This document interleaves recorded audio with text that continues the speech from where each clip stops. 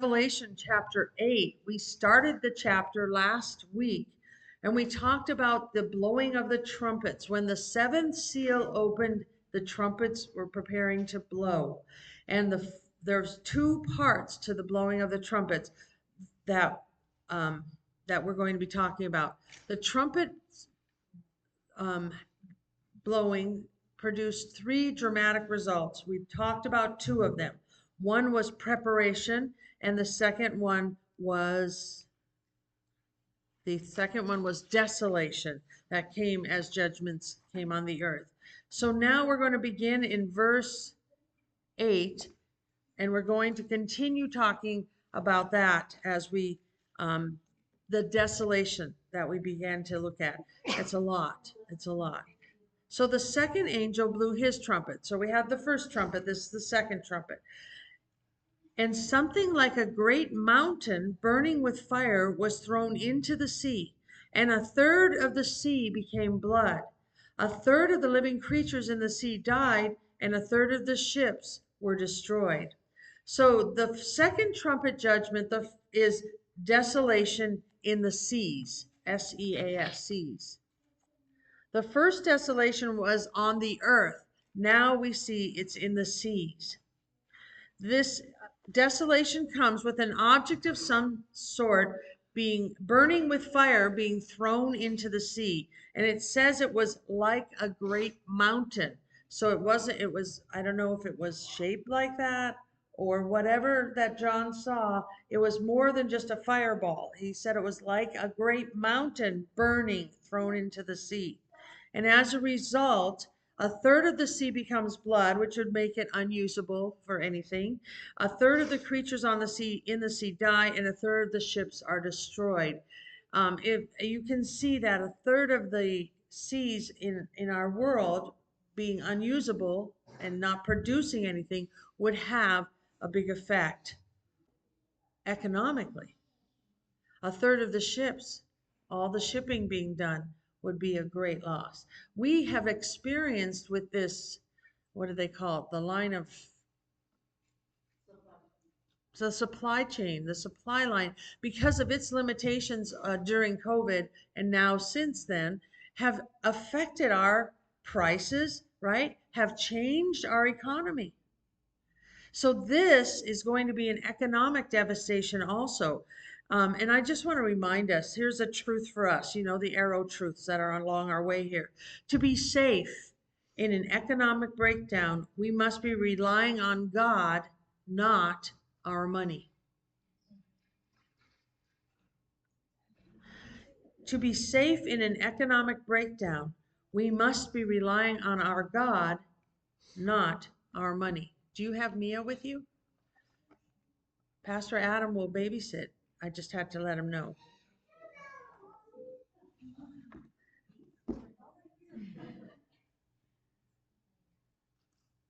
Let me just text him real quick. He wants to come and do that. He told me he would have.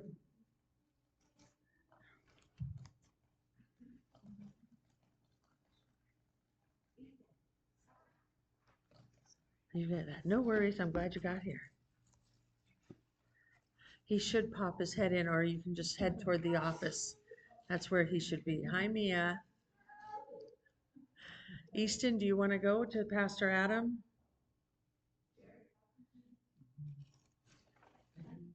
Pastor Adam is going to watch the kids. You want to go with Pastor Adam? Go ahead. He knows she'll find him. He'll track him down. All right, to be safe. What I think is important, you can look to a lot of people to advise how to be ready. In fact, right now, there's a lot of recommendations on what to do as our economy is struggling or whatever, how to be safe, right? You can go and find out all these ways to be safe with economic issues. And the number one way to be safe, you can send people to me, I won't even charge them. I'll tell them this, is don't rely on your money. If we're not relying on our money, but we're relying on the Lord, then we will have, whatever happens with the economy, we may have effects of it in our lives, but we're not relying on what's affected by it. We're not relying on that. We're not relying on the Lord. He provides our finances. He protects our finances. He stretches our finances. You ever find that out? Anyone else besides me and mom? Yeah. Where it isn't that we had more money, it's just that somehow it went further, or somehow it just worked. And it didn't work on paper, but God worked it out. And so when we're relying on Him, we don't have to be stressed out when the economy's messed up. We can trust God. I'm not saying He's going to send money from heaven like,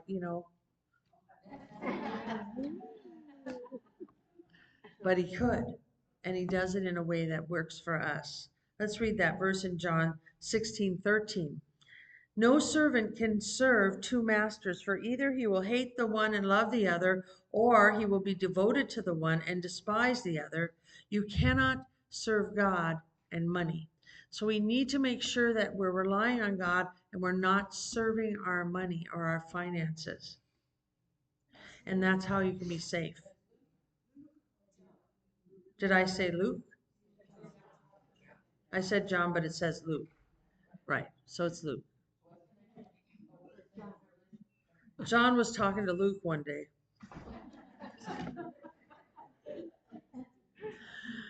Well, going on to verse 10 here of our Revelation 8, the third angel blew his trumpet, and a great star fell from heaven, blazing like a torch, and it fell on a third of the rivers and on the springs of water. The name of the star is Wormwood. A third of the waters became wormwood, and many people died from the water because it had been made bitter.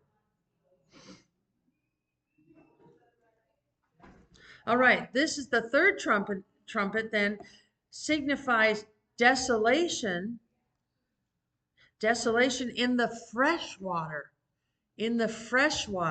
instead of the seas. So this time it says it fell on the rivers and springs. So now if you were thinking, well, it's only not the drinking water affected, it may be the economy, but it isn't our drinking water, our health and all that. That's what the third trumpet was. It affected the fresh water. The star is named Wormwood. I don't know what the B on the end of falls means. You can just cross it out. The star named Wormwood Falls, blazing. Oh, I see. I have a line split there wrong. Blazing like a torch. Wormwood actually just means undrinkable. So the name of the star was undrinkable, and it fell into the water, and a third of the people die from the bitter water. So now this is a human, not just economy, this is the physical people are dying because of this trumpet judgment coming. Again, we have an arrow point here. Without the living water, there is only bitter death.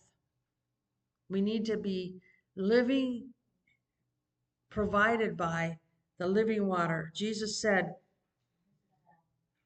in John 7, whoever believes in me, as the scripture has said, out of his heart will flow rivers of living water.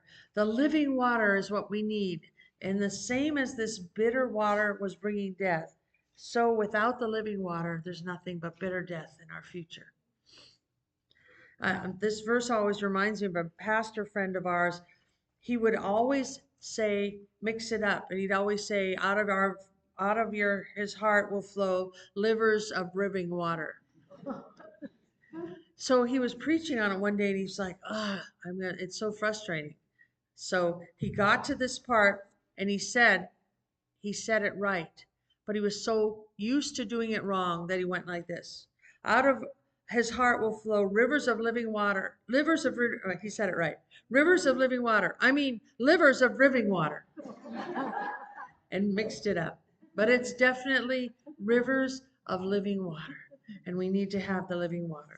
So verse 12, the fourth angel blew his trumpet, and a third of the sun was struck, and a third of the moon, and a third of the stars, so that a third of their light might be darkened, and a third of the day might be kept from shining, and likewise a third of the night. So here we have desolation in the heavens.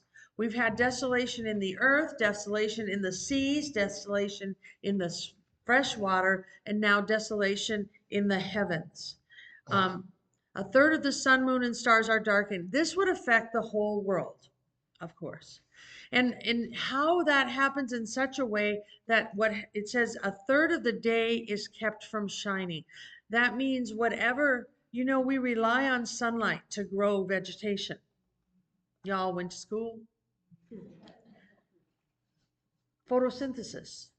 You ever wonder, the order of a creation is so organized. God did it just right. He didn't create plants before he created the sun and moon. The plants need light, and they didn't create the plants till there was light, so they would be able to function and multiply. And so when you cut out a third of our daylight, that's going to affect the vegetation on the earth, how much is available for people. And a third of and then it says, it sounds funny because it says a third of the stars, so that a third of their light might be darkened, a third of the day might be kept from shining, and likewise a third of the night. The night doesn't shine unless he's a knight in shining armor.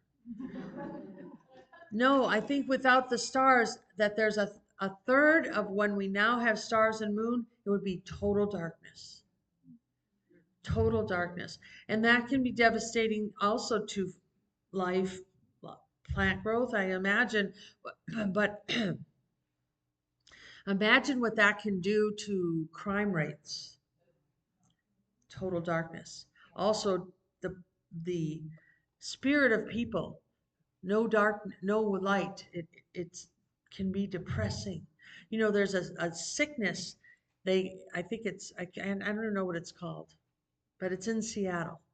My sister had to deal with it when she was there, because even though they have rain a lot, they have a lot of rain, but even when they don't have rain, like today, we had all that rain and snow yesterday. Today it's bright and shiny. There, what Karen experienced is a lack of sunshine, because when it's not raining, it's still gloomy. There's a name for it. They don't get enough sunshine in their lives. And she had gone to the doctors, and they diagnosed that she had to have more sunlight. And what they said is, what you have to do is, even if you think it's only for a little while that the sun's going to be out, you have to open all the draperies in your house.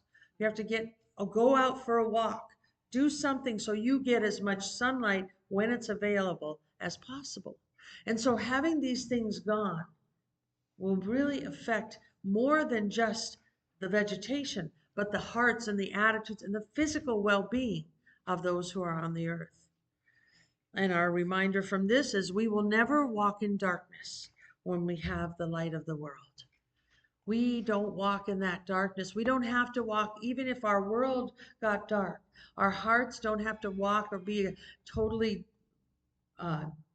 depressed and everything because of darkness, because we have the light of the world. And Jesus spoke to them saying, I am the light of the world. Whoever follows me will not walk in darkness, but will have the light of life. Okay, so then in this involved here with the eagle, between the fourth and fifth trumpets, there's an eagle. An eagle cries out. Let's read this. Then I looked, and I heard an eagle crying with a loud voice as it flew directly overhead. Woe, woe, woe to those who dwell on the earth at the blasts of the other trumpets that the three angels are about to blow. So an eagle cries. Some say this could be representing actually an angel crying out, but John perceived it to be an eagle. And he says, now this is woe, woe is me, not whoa, the way we say it, or like you say to a horse, This is woe, woe, woe. And I think that represents the three trumpets yet to come. Watch out. Things are getting worse.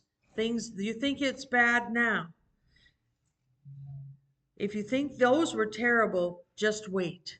There's three more woes coming. Those who dwell on the earth, it calls them those who dwell on the earth. The worldly, when we say someone is worldly, when we're saying not, we're not talking just to those who live on the earth, but to those who live for the earth and the things of the earth. You know, when we say somebody is earthly, we have earthly desires, it isn't just because we live on the earth. It's because we live as part of, and we desire, what's it say? We live for the things of this world. And that's why, as believers, it's important for us to have an eternal focus so that we do not live for the things of this world. We have to live in the world, but we don't have to live for the world. We don't have to, we have to be on the earth or in the earth, but we don't have to be of the earth. We have to be in the earth, but it doesn't have to be in us. 1 John 2:15-16. Do not love the world or the things in the world. If anyone loves the world, the love of the Father is not in him. For all that is in the world, the desires of the flesh and the desires of the eyes and the pride of life, is not from the Father, but is from the world. These are the three areas that we talk about, that the Bible talks about as worldliness, and that is the lust of the eyes, the lust of the flesh, the lust of the eyes, and the pride of life. Now these say desires. I'm King James. Desires of the flesh are like, that's the person who says, I want to do it. The lust of the eyes is, I want to have it. I see it, I want to have it. I want to do it. It looks fun. If it feels good, do it. Do it. That's the flesh. That's the desire of the flesh. Gotta have it. I want it. I see it. I want it. I want it. That's the desire of the eyes. That's what that means. Pride of life is, I can do it myself. I can handle it. It's all about me. That's the pride of life. And you can see that those are the kind of the roots of sins. That's that the way we are worldly is when we want to do whatever we want to do. Feels good, do it. If I want to have whatever I see, if they get it, I should have it. I have a right to it. And the pride that I don't need anyone. And we have to watch out for those. We have to live on the earth. But we don't have to be of it or live for it, because we are not of this world. So did you get all those blanks? We have to live on the earth, but we don't have to be of it or live for it, because we are not of this world. And I put the little not of this world, that's quite popular in our time. I believe it was designed by a Christian, but I think a lot of people wear it, don't know what they're doing. They have it on their clothes, or I'm like, do you know you're wearing not of this world with the cross in the middle and everything? We are in the world, but we don't have to be of it. And we have to remember that. And we have to keep our mindset on things above, where our soul is hidden in Christ. All right, I have another handout. You thought you got me, right?